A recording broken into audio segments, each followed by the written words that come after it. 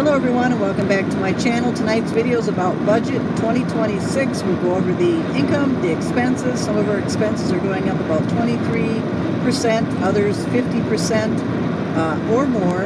Income's coming down a little bit. I'm going to go over some of the things that we're going to do to continue to save money, obviously, to be even able to pay our bills, some of the things that we're going to be giving up. So that's what tonight's video is about. Moving forward, this might be one of the few videos in 2026 that I make about the budget. In 2026, I'm going to focus more on food, so cooking, baking, shopping, meal planning, meal prep, stuff like that is going to be what my content is going to be about in 2026. So I hope you're all well. Until next time, take care, be well, and I'll see you again. Okay, this is the 2026 budget part of my video. So in 2026, with two incomes, we'll have $4,800. I'll get my first check the first part of February as I start my new job. I think it's the second, possibly the first part of the third week in January. Rent is expected to be either $1,465 or $1,550. We'll know that in January. Electric is going up so we're going to have the average be $150. Car insurance is going to go up. We expect it to be between $75 and $80, so we've got that at $80. I am going to start combining grocery, household, and kitty.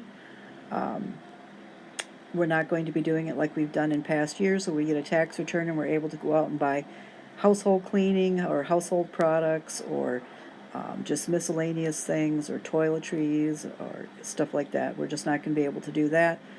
As we're not getting a big enough tax return, so I'm just going to build it into the grocery budget. So give or take $700. We want to try to keep it underneath the $800, depending on prices and stuff like that, how much we need, how much we buy, and when we buy it.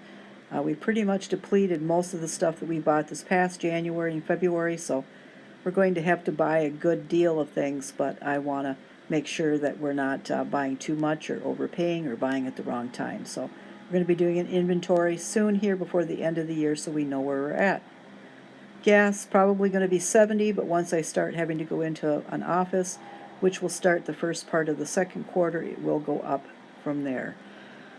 Emergency savings, we have a 3-month emergency savings we were able to get together in 2025, and we look forward to having a 1-year emergency savings. Whereas if we both lost our job, we would have money saved up for 1 year of our living expenses. So that's kind of our goal, to go from a 3-month, which was a big goal. We actually wanted to have 6 months in 2025, but we're able to get 3 months, and I think we'll probably go right straight to the 1-year emergency fund with two incomes in 2026. Car maintenance, just going to keep it at 100. Our car is doing well. It's well maintained now, well serviced. We anticipate getting at least another year out of it, but we will be getting or looking forward to and searching for a new car late spring, early summer. So we're going to save ahead of time to help us out with the payments.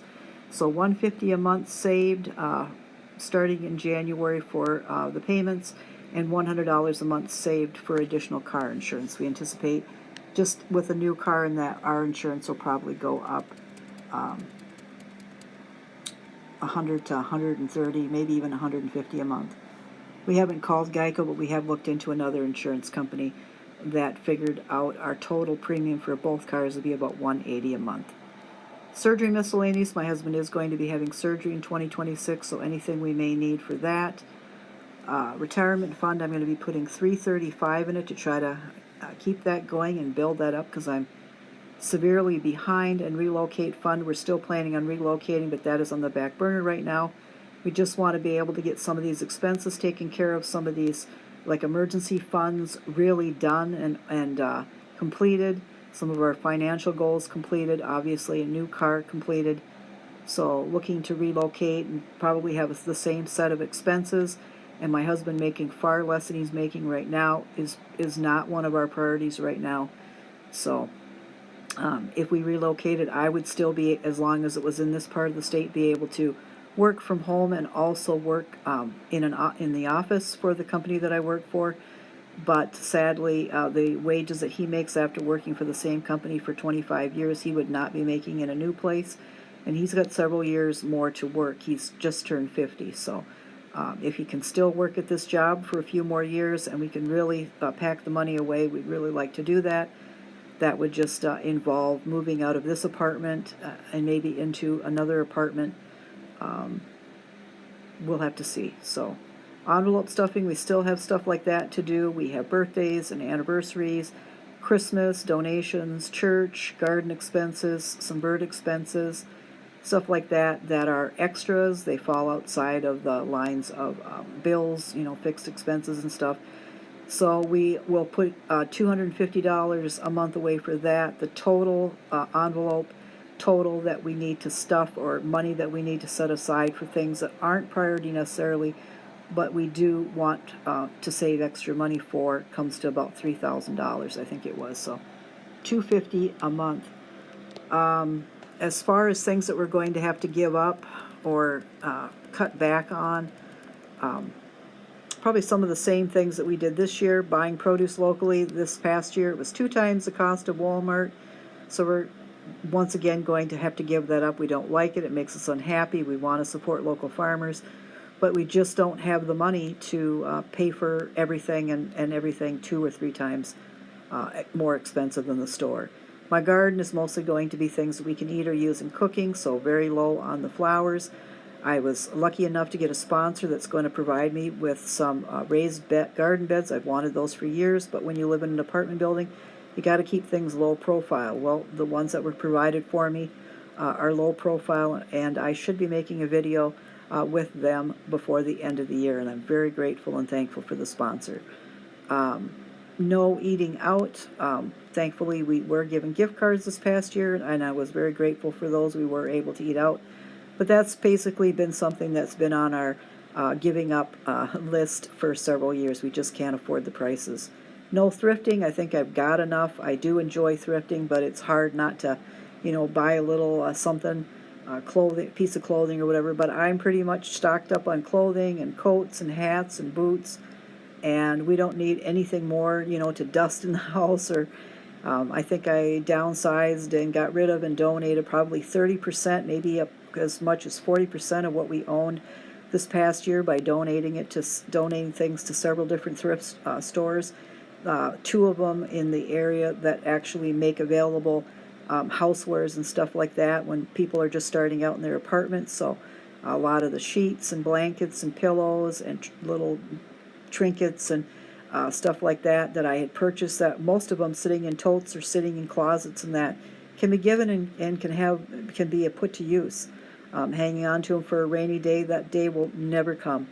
Having them sit, in a storage shed or stuff like that, I couldn't imagine paying for that.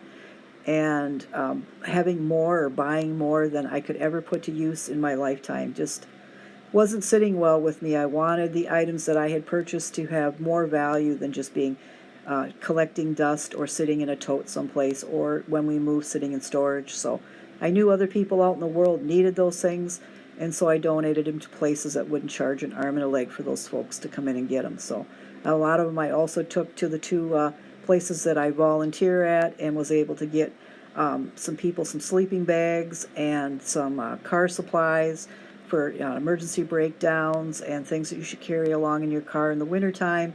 New dish sets, pots and pans. So it made me feel like that was Christmas, and that was my Christmas, being able to give things to people that people really absolutely needed. So no thrifting for 2026. Cutting back feeding the birds. I made a blog post about that. We have some cats that have come into the area and that, so I don't want my birds to be set up as their next meal, but I will get into that in my blog post and that, not in this video. But I am also taking care of the cats that have come into this area, so or trying to get help from someone in the community that can help with these cats that somebody has thrown out of their apartment when they decided to move. So no more P.O. box. I have appreciated and I'm very grateful for everything that I've received in the last 2 years, but it is a major expense. I think it's $150 every 6 months. And so when it comes up for renewal, we won't be renewing it. So that is the budget part of this video for 2026. Thanks for stopping by. I'm very grateful for all of the views, the likes, the comments, and everything in 2025, and I look forward to making videos in 2026. having not to have to worry about making an income on YouTube. I feel equally grateful that I have a spouse that's bringing in an income into the house, a full-time income in that, so I'm not dependent on YouTube, and I don't foresee making any money on YouTube this next coming year. I'm definitely not looking at it or looking forward to it or thinking I'm going to be.